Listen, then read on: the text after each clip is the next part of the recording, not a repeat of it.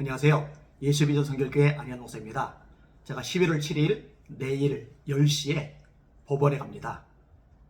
서울 남부지방법원인가요? 법원 이름은 제가 좀 헷갈리는데 설명란에다가 어느 법원인지 쓸게요. 혹시 재판 과정이 궁금하신 분들은 법원까지 오셔도 괜찮을 것 같습니다. 자, 그럼 무엇 때문에 재판을 받게 되느냐? 전광훈 씨가 고소를 했거든요. 근데 고소 내용이 되게 웃깁니다. 저작권 위반으로 고소를 한 겁니다. 사실 저나 이동욱 회장님이 이 법적인 조치를 취했던 것들은 유죄 판결이 나왔잖아요. 그래서 전광훈 씨가 저한테 1,000만 원을 위자료로 주어야 됩니다. 윤용보 씨가 저한테 1,000만 원을 위자료로 주어야 됩니다. 또 윤용보 씨는 5천만 원 이상 또 저한테 보상을 해줘야 됩니다. 저를 비방하는 거 한 건당 200만 원씩 판결이 내렸기 때문에 이거는 뭐 더 이상 어쩔 여지가 없거든요. 근데 이 전광훈 씨가 이 재판에서 패소하고 저한테 위자료 줘야 되니까 이 골치 아프잖아요. 법적으로 문제가 생겼잖아요. 그러니까 대표자 명의를 자신에서 정시대 목사로 바꾸는 거, 이걸 또 법원에다 요청을 했더라고요. 참 어이없죠. 한심한 일이죠. 아니, 자기가 주동자고 자기가 시키는 입장이면서 누구로 바꿉니까? 근데 이제 그것도 골치 아파져요. 왜냐, 정시대 목사가 감옥에 갔거든요. 범죄 혐의로 구속이 돼버렸거든요. 이게 앞으로 어떡할지 참 상황이 난감하리라 이렇게 생각이 되어집니다. 어쨌든 저나 이동욱 회장님이 진행하는 거는 계속 유죄 판결이 내주고 전광훈 집단에서 저를 걸고 넘어지는 거는 전부 다 혐의 없음이죠. 범죄 성립이 안 되는 것들이니까. 그러니까 이런 것들로 걸리지 않으니까 이제 하다 못해서 저작권으로 걸고 넘어진 거예요. 쇼츠 4개. 전광훈 씨가 했던 거 그대로 편집을 조금 해서 올린 거거든요. 근데 그걸 가지고 저작권으로 걸었다. 굉장히 웃기는 일입니다. 여러분 유튜브상 들어가 보시면 알 거예요. 그 갓 탤런트라고 있죠. 거기서 있었던 어떤 공연 내용들을 우리나라 유튜버가 편집을 내가지고 쇼츠로 올려요. 조회수가 굉장히 많습니다.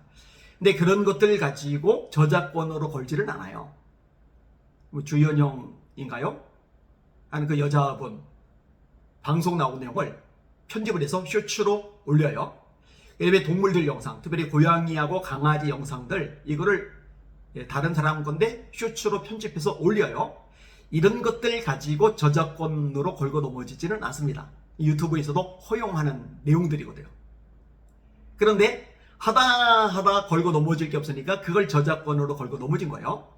제가 볼 때 약식 판결을 내렸는데 판사가 이런 상황들에 대해서 어떤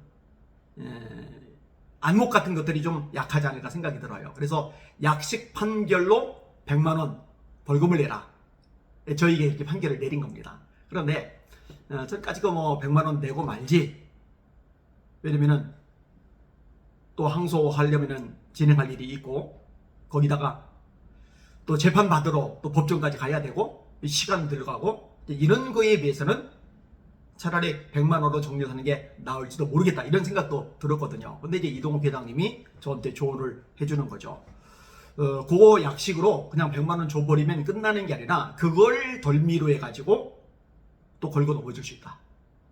그러니까 이게 제대로 판결이 나오도록 정식 재판을 요청하는 게 낫다. 그래서 이제 변호사님을 통해서 정식 재판을 요청하게 되었고 내일 11월 7일 10시에 정식 재판이 진행되게 되는 겁니다.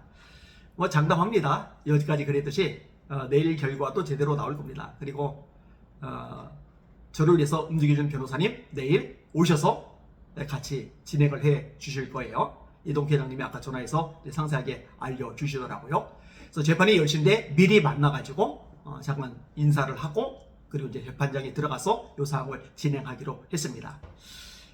이런 걸 보면서도 좀 차이점을 느끼는데 여러분 전광훈 광신도들 이 추종자들이 재판을 받을 때 이성희 변호사가 안 갔죠. 주옥순 엄마 부대 대표가 저희 교회에 쳐들어왔었잖아요. 사람들 잔뜩 동원해가지고 온갖 막말을 해댔잖아요. 근데 이동욱 회장님 붙잡아 놓고서 또 명예훼손을 했잖아요. 이 부분에 대해서 이동욱 회장님이 소송 조치를 취했고 벌금이 나왔잖아요. 300만 원. 그런데 이 주옥순 대표가 재판을 받는 날 이성희 변호사는 안 나타나요.